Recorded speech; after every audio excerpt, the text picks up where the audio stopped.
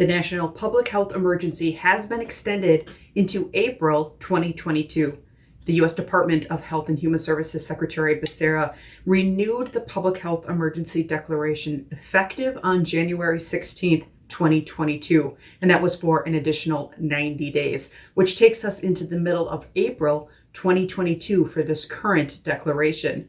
Now, this is the 8th time that the public health emergency has been renewed since it was first instituted back in January of 2020. And it means that a lot of changes continue, both regulatory and changes to funding. It also means some continuation of some public health protections, as well as some financial aid programs and changes to Medicaid.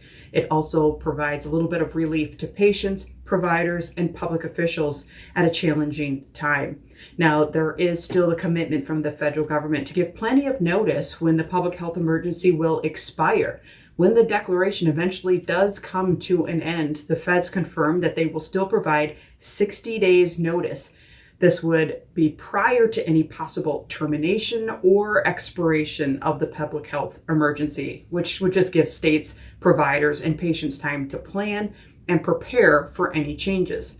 But folks are already talking about what that preparation might look like. Individuals right now, as we know, continue to be enrolled in Medicaid while the public health emergency is ongoing. That means when the public health emergency ends, there's going to be an unwinding of some of these pandemic era program rules.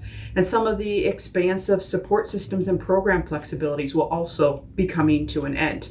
In fact, the federal government estimates that about 15 million people, including 6 million children, may be at risk of losing Medicaid coverage once the public health emergency ends. That looks more like 200,000 just in the state of Wisconsin. But people will not be terminated from Medicaid without being first reassessed for eligibility. And that's some of that planning that is going on behind the scenes. How states can make sure that they can help transition people from Medicaid to some other program, or reassess and see if Medicaid is still appropriate.